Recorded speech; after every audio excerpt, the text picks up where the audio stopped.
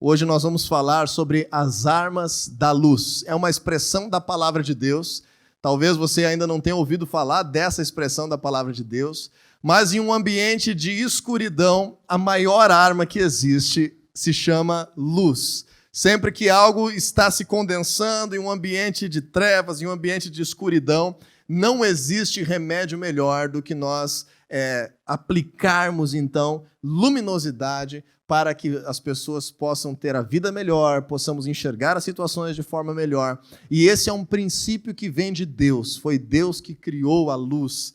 E esse é um atributo muito nítido na palavra de Deus. A palavra de Deus começa a ser escrita, então, naquilo que nós temos acesso em Gênesis capítulo 1. Esse é o início de toda a palavra de Deus que é revelada a nós. Nós não sabemos se Deus teve o que aconteceu antes do que está descrito na palavra de Deus, nós não temos acesso a isso, mas não nos importa em nada, porque sabemos que a palavra de Deus não revela tudo sobre Deus, mas revela tudo que nós precisamos saber para conhecer a Deus.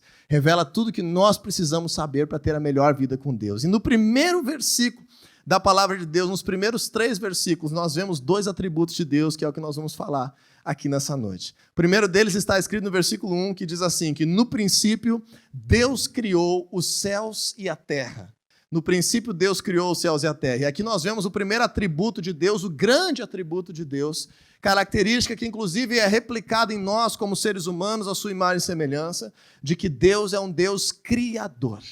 Uma característica fortíssima de Deus é que Deus é um Deus criador. Deus tem projetos, Deus tem vontades, Deus tem planos que se transformam em criações. E nós vemos que Deus, desde o início, se apresenta como um Deus criador que criou os céus e a terra e que tem criado as nossas vidas também. Se você olhar para o lado, você vai ver diferentes criações de Deus, cada um de nós com as suas peculiaridades, com as suas singularidades, com a sua beleza, com as suas qualidades, cada um de nós como uma criação tão linda de Deus.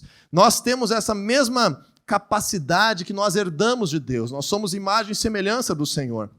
Então nós temos também a capacidade de criar. Deus te chamou para ser um ser criativo. Deus te chamou para viver coisas, para estar produzindo coisas na tua vida. A vida é muito melhor, a vida é muito mais prazerosa quando nós não apenas respiramos, comemos e dormimos, não apenas sobrevivemos, mas quando nós podemos ter projetos, quando nós podemos ter vontades, que nós concretizamos por meio de recursos e fazemos a vida acontecer, tendo realizações daquilo que nós criamos. Então, essa é uma característica que vem de Deus, é uma das maiores características de Deus e também é uma característica que Deus deu para cada um de nós. Agora, nós vamos ver um detalhe sobre isso, de que mesmo que Deus criou tantas coisas lindas, mesmo que Deus tenha criado tantas e tantas coisas tão extraordinárias nessa terra, inclusive os seres humanos, se existir alguma barreira, mesmo para aquilo que Deus já criou, se existir, vamos dizer assim, alguma escuridão que retire, que crie uma barreira para que a presença de Deus não esteja plenamente envolvida com a sua criação, existe um problema. E esse mesmo problema se reflete desde a criação dos céus e da terra e se reflete nas nossas vidas. Se nós estamos vivendo as nossas vidas distantes de Deus, se estamos vivendo as nossas vidas com barreiras entre nós e Deus, se estamos vivendo as nossas vidas sem nos preocuparmos de estarmos com a presença de Deus sobre nós, mesmo que somos criados por Deus, ou mesmo as coisas que nós criamos, podem estar envolvidas em escuridão. Podemos estar vivendo uma vida vazia, podemos estar vivendo uma vida sem forma, podemos estar vivendo uma vida de sofrimento, uma vida de angústia, uma vida que todas as coisas que a escuridão carrega, traga consigo as suas características, o medo, a solidão, a insegurança, vamos dizer assim, a dificuldade de fazer as coisas da forma como deveria, quando a presença de Deus não está ali junto com aquela situação. E aí quando nós vemos ali o versículo 2, do início da criação de todas as coisas, diz assim: era a terra sem forma e vazia, trevas cobriam a face do abismo, e o Espírito de Deus se movia sobre a face das águas. Então veja que desde o relato inicial da criação, e isso se repete nas nossas vidas, isso se repete em vários momentos na vida humana e em tudo aquilo que Deus cria, a presença de Deus estava ali apenas, vamos dizer assim, presente, mas não atuante. e aquela criação estava sem forma e vazia, aquela criação estava escura. Trevas cobriam a face do abismo. Então agora nós vemos a segunda maior característica de Deus revelada já no princípio da palavra de Deus. O poder criador da palavra de Deus em ser um gerador de luz. E Deus diz assim no versículo 3, e disse Deus, haja luz. E então houve luz. E por causa dessa palavra de Deus, de determinar que houvesse luz sobre aquilo que estava sem forma e vazio, que houvesse luz sobre aquilo que estava bagunçado, sobre aquilo que estava caótico, desordenado, você vê em todo o primeiro capítulo de Gênesis que essa atitude de Deus desencadeou toda a criação de tudo que nós vemos hoje. Então, esses dois atributos que vêm de Deus são essenciais. Que Deus é um Deus que cria, é um Deus que tem vontades, é um Deus que planeja, é um Deus que tem propósitos, é um Deus que quer atuar conosco, em parceria conosco, fazendo parte das nossas vidas, trazendo os seus planos, trazendo os seus caminhos sobre nós e fazendo com que nós venhamos viver uma vida realizada que vem dele. Contudo, nós precisamos nos preocupar, e hoje o assunto é sobre isso, em que haja a luz de Deus nas nossas vidas, em que haja esse atributo de Deus, que a palavra de Deus declara, a luz de Deus manifesta sobre nós. E hoje nós vamos falar sobre isso, sobre as armas da luz. Como que Deus nos capacita a também ser agentes de dissipar a escuridão aonde quer que nós venhamos estar. Já vou te dar aí uma base bem sólida do que nós vamos falar nesse início, que o Senhor Jesus, ele se identifica como sendo a luz do mundo e também se identifica como sendo a própria palavra de Deus. Então, quando nós vemos que Deus traz luz sobre a sua criação, nós já começamos a perceber que tem muito a ver com o fato de Jesus estar resgatando, redimindo, salvando, restaurando a sua criação e dando vida àquilo que Deus planejou. Então, num primeiro aspecto, antes de entrar ainda na palavra de Deus, eu quero trazer aqui uma abordagem de certa forma, de um conceito físico da escuridão. Se você parar para pensar a escuridão em si, aquilo que são trevas, a escuridão, nós não conseguimos medir a escuridão, nós não conseguimos estudar a escuridão e nem sequer nós conseguimos fazer com que a escuridão seja uma substância. Por exemplo, eu não consigo fazer com que haja uma escuridão aqui agora, nesse mesmo ambiente que nós estamos. Eu não consigo colocar aqui em cima da mesa uma escuridão simplesmente por ela existir, por ela ser algo real que exista aqui. Qual é a forma de nós causarmos escuridão? Nós precisamos retirar a luz. Então, na verdade, escuridão, trevas, significa ausência de luz. Quanto menos tem lugar para a luz entrar, mais escuridão vai acontecer. E nesse sentido, nós precisamos entender uma analogia já que a palavra de Deus faz. Que o reino de Satanás, que o reino de oposição ao reino de Deus, a própria Bíblia chama do reino ou do império das trevas. E o próprio Senhor Jesus diz que ele é a luz do mundo. Então agora nós vamos ressignificar esses conceitos para dentro da nossa vida, para dentro da nossa realidade espiritual, de que a intenção de Satanás é causar escuridão. É causar trevas. Agora, eu vou fazer um exemplo aqui para você entender. Se eu disser para você assim, olha, você não conhece muito bem as instalações da igreja, você está vindo aqui pelas primeiras vezes, e agora eu te digo assim, olha, lá em cima do palco, lá em cima do púlpito da igreja, tem uma garrafa com água. Tu tinha me dito que estava com sede, que gostaria de beber água, pode entrar lá e te servir. Só que você entra aqui na igreja à meia-noite e não tem luz, está um breu, e você não tem nem a lanterninha do celular. E aí você entra por aquela porta sem saber direito nem onde é o palco. E aí você precisa chegar até o palco, descobrir aonde está a água e tomar o gole d'água para matar a tua sede.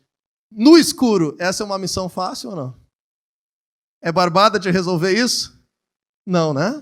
Nós vamos nos bater, nós vamos ficar estressados, nós vamos ir por vários caminhos errados primeiro. Você vai tentar subir ali, vai tropeçar no degrau, talvez vai derrubar a mesinha, até derrubar a água junto, pode quebrar alguma coisa que está aqui em cima, pode te machucar, pode te irritar, pode começar a brigar com a pessoa que te mandou entrar aqui dentro, simplesmente pelo fato de que algo tão simples como chegar aqui e tomar essa água se transformou em algo muito complicado, porque havia um fator que você não estava se dando conta, de resolver o fator da escuridão. Exatamente é isso que Satanás faz nas nossas vidas. Cria barreiras, cria situações, cria pensamentos, cria sentimentos, cria crises em relacionamentos, cria todo tipo de oportunidade para que nós venhamos estar cegados quanto àquilo que vem de Deus. E aí agora nós ficamos desgastados, agora nós temos crise de relacionamento, agora nós nos machucamos, agora nós trilhamos um monte de caminhos errados, sendo que simplesmente pelo fato de nós causarmos luminosidade, de nós ligarmos a luz aqui, rapidinho, em menos de 1 minuto, tenho certeza que qualquer um de nós seria capaz de cumprir o propósito que estávamos dispostos a fazer. Essa é a analogia que eu quero fazer hoje para que você venha entender a palavra de Deus. Que antes de ficar preocupado na tua vida, em ficar lutando com aquilo que vem das trevas, em ficar lutando, se esforçando, se desgastando, perecendo, perdendo tanta coisa, tanta energia na tua vida, se desgastando, perdendo recursos, brigando com pessoas num ambiente de trevas, nós precisamos, em primeiro lugar, buscar a Deus de tal forma que nós possamos irradiar a sua presença em nossas vidas. E aí, quando tem luz ligada, a gente enxerga melhor. Quando tem luz ligada, a gente sabe onde é que a gente está. Quando tem luz ligada, a gente consegue saber para onde nós queremos ir. E aí nós vamos trazer agora, hoje aqui, algumas analogias sobre isso, que eu gostaria que você abrisse a tua Bíblia, em 2 Coríntios, capítulo 4, versículo 4, que nós vamos entender esse princípio espiritual, esse princípio de guerra espiritual que todos nós vivemos constantemente nas nossas vidas, quanto ao projeto de Deus, a intervenção de Deus ou a nossa realidade distante de Deus. Diz assim que 2 Coríntios 4,4, que está escrito na tua Bíblia também, provavelmente, Deus com letra minúscula. Quando está se referindo a Deus com letra minúscula, não está se referindo ao Deus da palavra de Deus, ao verdadeiro Deus, mas está se referindo, então, podemos dizer aqui a Satanás, ou representando o reino das trevas, ou tudo aquilo que nos afasta de Deus. Diz assim: o Deus desta era cegou o entendimento dos descrentes, para que não vejam, o que, pessoal? A luz do Evangelho da glória de Cristo. Ou seja, quando nós recebemos a palavra de Deus, você que está ouvindo a palavra de Deus agora, quando nós mergulhamos na palavra de Deus, a palavra de Deus, o Evangelho que vem por meio de Jesus, na palavra de Deus, ilumina as nossas vidas. No Salmo 119, diz assim que a tua palavra é luz para os meus caminhos. A tua palavra ilumina a minha vida. A tua palavra guia os meus passos. O Senhor Jesus é a própria palavra de Deus, mas toda a guerra espiritual que nós enfrentamos tem a ver com o fato de nós estarmos não percebendo os princípios de Deus, não deixando com que a presença de Deus acesse as nossas vidas. E nós somos tão emaranhados, nós somos tão cegados por situações que acontecem, que nos momentos que nós... Olha que interessante isso, olha que vamos dizer assim, coisa meio contraditória. Nos momentos que nós mais precisaríamos da intervenção de Deus, são os momentos que nós mais somos guiados pelas nossas emoções, pelo momento, e acabamos esquecendo de nos voltarmos para Deus. Porque essa é uma estratégia de guerra espiritual em nossas vidas. Então hoje, nós precisamos aprender como causar essa intervenção de Deus em nós. E mais, nós vamos aprender como que isso vai nos fortalecer ao fim de que nós também venhamos viver nessa terra, dissipando todo o ambiente de escuridão. Então, essa mensagem vai passar por 2 passos. O primeiro deles, nós vamos falar sobre como que a luz da presença de Deus, como que a interferência do Senhor vai nos mudar por dentro. Antes de resolver aquilo que tem problema lá fora, nós precisamos resolver, bem resolvido, as nossas coisas aqui dentro. Para nós termos força de enfrentar qualquer situação difícil, antes de sair enfrentando essa situação exterior, nós precisamos resolver isso dentro de nós. Então vamos abrir a nossa Bíblia em João capítulo 8, versículo 12, quando Jesus, em pessoa, Jesus, estando aqui nessa terra como ser humano, ele faz essa mesma analogia da presença de Deus por meio dele como sendo luz em meio ao ambiente de trevas. Ele faz essa mesma relação que nós estamos falando hoje. Em João 8,12 diz assim, falando novamente ao povo, Jesus disse: eu sou a luz do mundo. Quem me segue nunca andará em trevas, mas terá a luz da vida.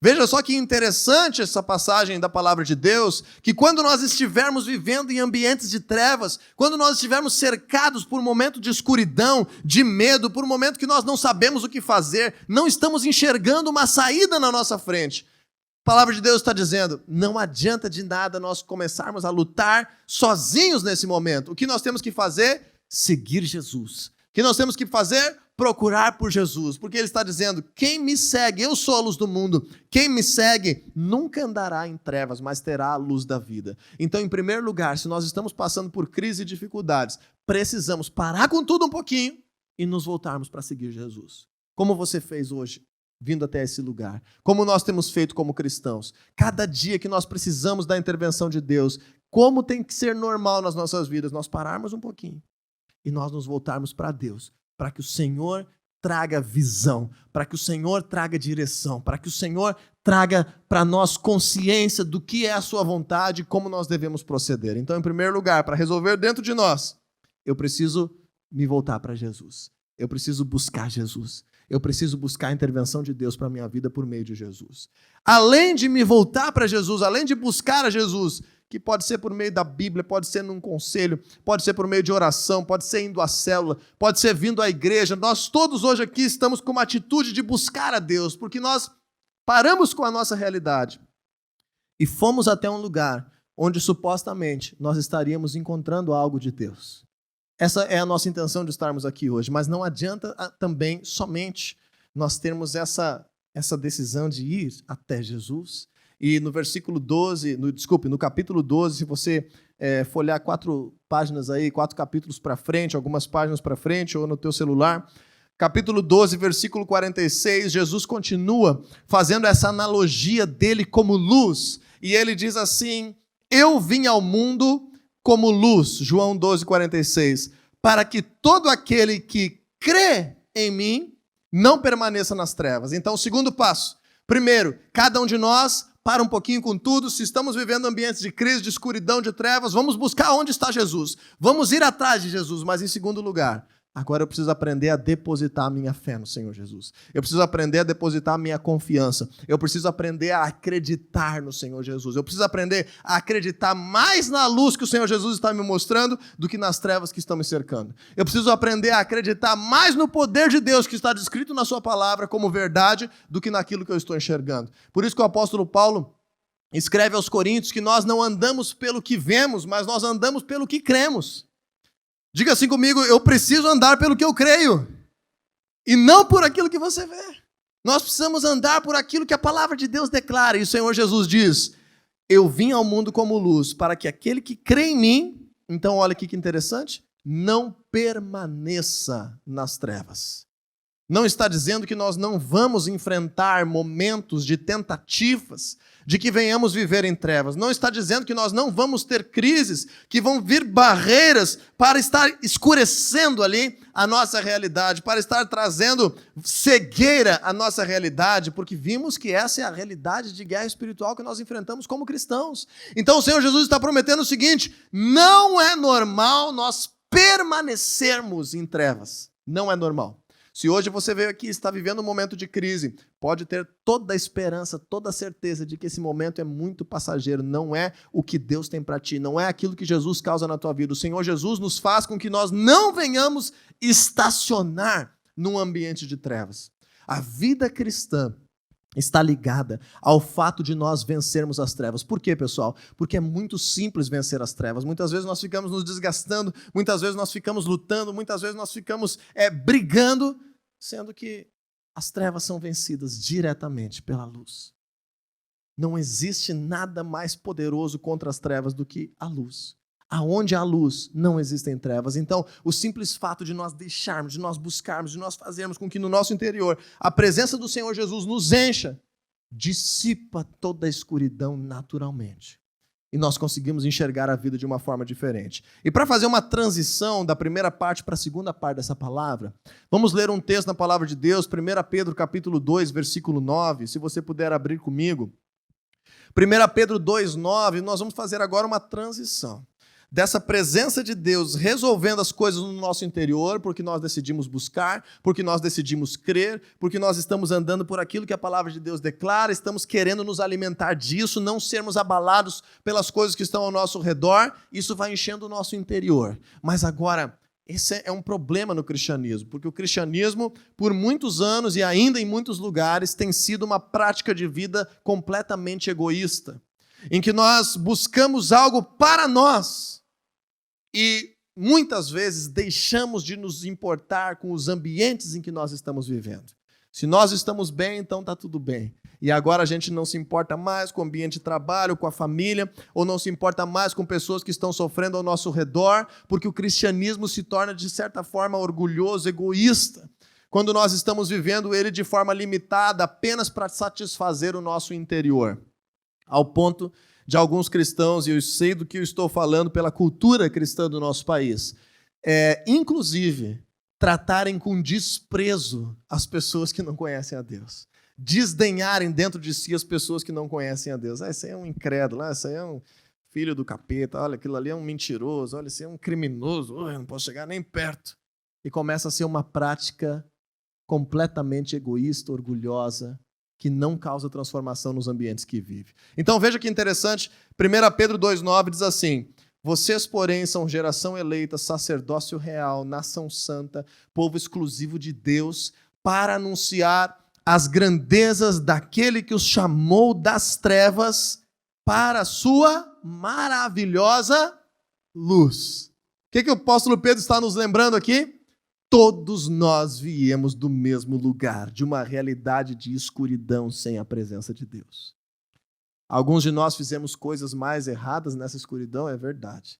Alguns de nós nos machucamos mais nessa escuridão, é verdade. Mas todos nós vivemos uma vida vazia e de escuridão, enquanto não conhecemos a presença de Deus por meio de Jesus. Agora veja que interessante, o apóstolo Pedro começa elogiando de todos os jeitos que ele podia a vida da igreja. Ele diz, olha, vocês são a geração eleita, sacerdócio real, a nação santa, o povo exclusivo de Deus. Uau, somos tudo isso, que bom. Para quê? Para que somos tudo isso? Para que somos escolhidos por Deus? Por que o Senhor Jesus permite que nós venhamos continuar a viver nesse mundo que a própria Bíblia fala que é um mundo que jaz no maligno, é um mundo que está dominado por um ambiente de trevas? Por que o Senhor Jesus nos permite continuar a viver? Por que a vida do cristão não seria abreviada? Por que os cristãos não seriam aqueles que viveriam menos tempo nessa terra, já que a vida que Deus tem preparada num futuro, depois de vencermos todas as coisas que temos como propósito nessa terra, é uma vida muito diferente, que não tem mal, que não tem pecado, que não tem morte, é uma nova vida, virão novos céus e nova terra. Por que Deus nos permite viver? Por que Deus nos dá a oportunidade de continuar em meio a esse mundo? Agora veja que interessante. Para anunciar as grandezas daquele que os chamou das trevas para a sua luz. Aqui nós vamos fazer um ponto de transição na nossa palavra. Do momento em que eu sou cheio da presença de Deus dentro de mim, para o momento em que agora Deus espera que eu seja também a imagem dele, a semelhança dele, uma fonte de dissipar a escuridão nos ambientes em que eu estou vivendo. E nós vamos chamar isso do mundo onde nós vivemos. O teu mundo não é o mesmo meu mundo. Você não conhece absolutamente o meu mundo e eu não conheço absolutamente o teu mundo.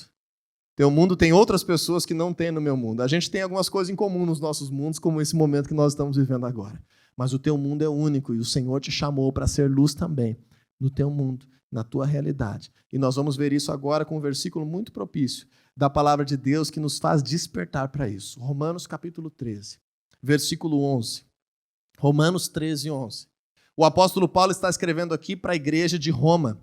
Roma era o epicentro de tudo aquilo de ruim que estava sendo causado para a humanidade. Tinha coisa boa também sendo causado, mas toda fonte de promiscuidade, toda fonte de idolatria, toda fonte de poder humano, toda fonte que escravizava, de certa forma, a vida das outras pessoas, dos outros povos, estava concentrada lá na capital do império, em Roma. E o apóstolo Paulo escreve para a igreja que estava lá. E ele estava vendo que aquela igreja estava vivendo só a primeira parte dessa pregação. Estava sendo cheia apenas interiormente, mas não estava externalizando a sua fé. Não estava botando para fora aquilo que o Senhor Jesus estava causando no seu interior. E precisava agora se levantar, precisava se despertar, precisava agir. E nós vemos aqui no versículo 11 dizendo assim: façam isto compreendendo o tempo em que vivemos. Veja que interessante como é aplicável para nós hoje. Chegou a hora de vocês despertarem do sono, porque agora a nossa salvação está mais próxima do que quando cremos. A noite está quase acabando, o dia logo vem. Portanto, deixemos de lado as obras das trevas e revistamo-nos da armadura da luz. E se você tem na tua Bíblia aí a versão do João Ferreira de Almeida, tradução para português, você vai ver, revistamo-nos das armas da luz. E esse é o título da nossa pregação, e esse é o ponto principal daquilo que nós vamos falar hoje. O apóstolo Paulo está dizendo, entenda o tempo que nós estamos vivendo. Compreenda a realidade que Deus nos colocou. Entenda que há um ambiente crescente de escuridão. As pessoas estão tendenciosas à depressão, estão tendenciosas ao medo, estão tendenciosas à doença, estão tendenciosas a crises econômicas, estão tendenciosas a crises nos seus relacionamentos, nos seus casamentos, nas relações com os filhos, nos vícios. Existe um momento de incerteza, de insegurança, que nós precisamos compreender o tempo em que estamos vivendo. E como igreja, despertar. Como igreja, acordar para aquilo que Deus nos chama para viver nessa terra. E ele diz no versículo 14, ele faz a analogia, como nós já vimos, né, que o Senhor Jesus é a luz do mundo. Então ele está pedindo para que nós venhamos nos revestir da luz. Ele faz a analogia no versículo 14, explicando o que é essas armas da luz. Essas armas da luz não é nada energético, não é nada místico, é simplesmente uma analogia à presença do Senhor Jesus em nós, que brilha por onde quer que nós venhamos viver. E diz assim, ao contrário, então, esse revestir das armas da luz, revistam-se do Senhor Jesus Cristo. E não fiquem premeditando como fazer os desejos da carne, como satisfazer os desejos da carne. Esse é um tempo que é um tempo de crise, muitos de nós estamos sendo afetados, a nossa organização de rotina está sendo afetada, muitos de nós têm sido afetados pelo ambiente diferente dentro de casa, por um ambiente diferente de trabalho, e essa crise, ela desperta duas oportunidades. Ou que as trevas cresçam, ou que a presença de Deus se manifeste. Essa crise, ela apresenta duas oportunidades. E o apóstolo Paulo está dizendo, se nós não buscarmos o Senhor Jesus, se nós não aproveitarmos esse tempo, compreendermos ele para intensificar a presença do Senhor Jesus em nós, o que vai acontecer? Vamos ficar premeditando como satisfazer os desejos da carne. Vamos ficar premeditando coisas ruins. Vamos ficar premeditando as nossas fraquezas, as nossas tendências. As nossas tendências de depressão, as nossas tendências de pornografia, as nossas tendências de adultério, as nossas tendências, fraquezas humanas de ciúme, as nossas tendências de pessimismo, as nossas tendências de achar que vamos ficar abandonados, desamparados, em crise. Então o apóstolo Paulo está dizendo, é uma escolha que nós precisamos fazer. E nessa escolha que nós precisamos fazer, eu preciso te lembrar uma coisa. O Senhor Jesus olhou no olho dos seus discípulos. Enquanto ele estava nessa terra, certo dia, ele chegou diante dos seus discípulos, em Mateus capítulo 5, versículo 14, e ele disse, vocês são a luz do mundo. O Senhor Jesus olhou no olho e disse, vocês são a luz do mundo. Vocês são o sal da terra. Eu conto com vocês para que a minha presença contagie essa terra. Ele disse, vocês são a luz do mundo. Agora veja que interessante, o Senhor Jesus conta conosco num momento em que nós precisamos compreender uma outra palavra que ele diz, quando ele diz assim, aquilo que eu falei para vocês em particular, aquilo que eu ensinei só para vocês, agora é o momento, proclamem isso dos telhados, proclamem isso aonde vocês estiverem, declarem isso aos quatro ventos. Então deixa eu te dizer, meu querido, a forma que nós temos agora, de não somente ser cheios interiormente pela presença de Deus, não somente ser iluminados nas nossas vidas, ter uma visão nova, ter uma experiência extraordinária com Deus dentro de nós, é você assumir de uma forma mais intensa, mais multiplicada, a identidade de cristão, a identidade de filho de Deus que Deus tem te dado aos quatro ventos nessa terra. Esse é o nosso papel, de usarmos agora a luz como uma arma contra os ambientes de trevas. De usarmos a luz do Senhor Jesus que está dentro de nós como uma arma para transformar e ajudar tantas pessoas que estão ao nosso redor. E eu quero te dar um exemplo sobre isso na Bíblia, porque eu quero te fazer aqui uma promessa que não é minha, mas é da palavra de Deus, que se você desejar e se você se determinar a fazer isso, a viver isso, a enfrentar esse novo tempo na tua vida, as coisas que estiverem em crise e necessidade, automaticamente serão resolvidas por Deus, pela intervenção de Deus na tua realidade. Tudo aquilo que estiver precisando de milagre, automaticamente o Senhor vai se levantar e vai agir de uma forma também nova e poderosa na tua realidade. Essa é a verdade que eu preciso te dizer hoje. Quando nós estamos num ambiente de escuridão, eu não sei se você já teve essa experiência, estava trabalhando num ambiente escuro, ou estava dormindo, e alguém colocou em você uma luz muito forte, ou você saiu numa luz do sol muito forte após estar num ambiente escuro. Essa experiência é uma experiência agradável no primeiro momento? Não, né? Nós ficamos aí que faz uma cara assim, esquisita, né? Por causa que não é muito agradável quando nós partimos abruptamente para um novo ambiente de luz. Então, da mesma forma, eu já vou te antecipar. Não é muito fácil nós multiplicarmos o nosso alcance, a nossa identidade, a nossa atuação nessa terra como cidadãos do reino de Deus, como representantes do Senhor Jesus. Causa um certo desconforto na nossa forma de agir, na nossa linguagem, na nossa forma de viver. Mas eu estou te dizendo que é uma promessa da intervenção de Deus. Vamos ler Atos capítulo 16, versículo 25.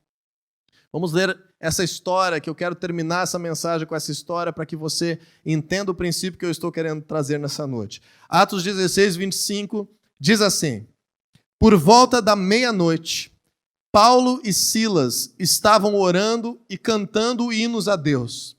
Os outros presos os ouviam. De repente, houve um terremoto tão violento que os alicerces da prisão foram abalados. Imediatamente todas as portas se abriram e as correntes de todos se soltaram. Então veja que interessante o que nós estamos lendo aqui. Paulo e Silas haviam sido presos por pregar o evangelho. Eles não haviam sido presos por serem criminosos, não haviam sido presos por infringir a lei de uma forma pejorativa, nem por fazer o mal a ninguém. Eles estavam sendo presos pelo simples fato de pregarem o evangelho. Agora, deixa eu te perguntar, que horas são quando nós estamos lendo isso? Versículo 25. Que horas são que eles estavam cantando e orando entre os prisioneiros? Meia-noite. Se meio-dia é a hora mais intensa e clara do dia, qual é a hora de maior escuridão que nós temos? Meia-noite. Então, no momento de mais densas trevas, representado aqui literalmente, mas agora também num sentido espiritual, no momento de mais crise, imagine você, foi pregar o evangelho para o vizinho, alguém te prendeu por isso, te colocaram dentro do presídio, te açoitaram. E você agora está lá dentro de um presídio junto com um monte de gente que infringiu a lei de uma forma tão tremenda. E agora nós somos tentados a uma coisa muito válida de ser lembrada aqui. Quantos de nós teríamos coragem de, à meia-noite, dentro do presídio, do lado de tanta gente violenta e que não respeita os princípios de lei, quantos de nós seríamos tentados a não atrapalhar o sono dos nossos colegas? Em plena meia-noite, Paulo e Silas poderiam ter cantado, né? Segura na mão de Deus e vai. Deus abençoe o Silas, dá uma noite de sono para ele, Senhor, em nome de Jesus, amém. E dormir. Quantos de nós seríamos tentados a deixar nossa fé só dentro de nós? Pelo risco que estavam correndo naquele momento. Mas não, eles cantavam e oravam e estavam declarando publicamente a sua fé, estavam trazendo ali a realidade de que eles eram filhos de Deus e que Deus estava vindo em seu favor. Não importa quem estava ouvindo, eles estavam fazendo isso em meio ao momento de escuridão. Em primeiro lugar, o que aconteceu? Uma intervenção de Deus. Houve um terremoto na prisão, os alicerces foram abalados, as portas se abriram, as correntes se soltaram. Agora nós vamos ver para quem esse dia não estava sendo muito bom. No versículo 27, para o carcereiro. O carcereiro acordou e, vendo abertas as portas da prisão, desembainhou a sua espada para se matar, porque pensava que os presos tivessem fugido. Mas Paulo gritou: não faça isso, estamos todos aqui. Vamos refletir juntos agora sobre essa situação. O carcereiro de um presídio romano provavelmente tenha sido ou aquele que havia infligido algumas coisas, vamos dizer assim, de punição sobre o próprio Paulo e Silas, ou pelo menos representava aqueles soldados romanos que assim o faziam.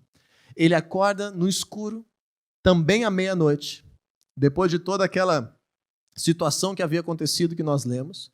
Ele acorda e, dentro desse ambiente de abalo, dentro desse ambiente em que havia ali um barulho, havia ali uma situação diferente, ele percebe que as portas das celas estavam abertas.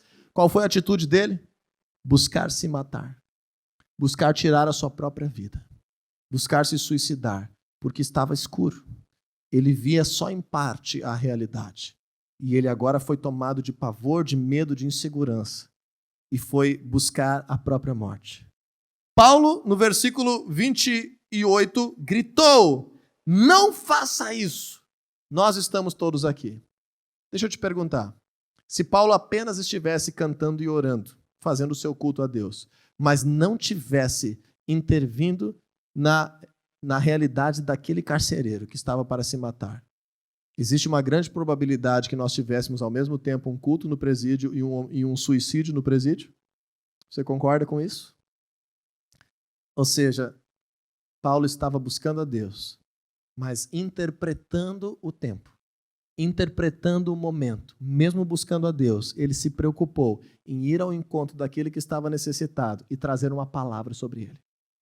Por causa de Paulo dizer, não faça isso, foi evitado um suicídio naquele presídio naquela noite.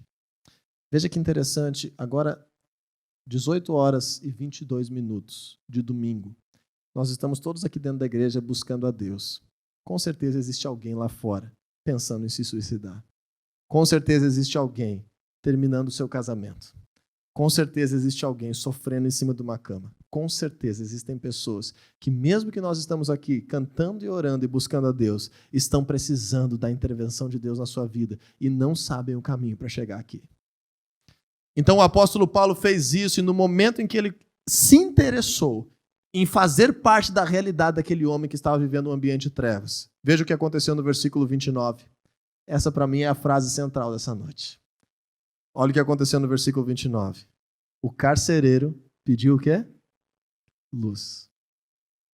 O carcereiro pediu luz. Ele não pediu luz antes de Paulo entrar na realidade dele. Ele não pediu luz a primeira coisa. Ele primeiro se desesperou. Mas quando Paulo se preocupou em trazer presença de Deus sobre a vida dele, a primeira coisa que ele pediu foi luz. As pessoas estão desesperadas por luz.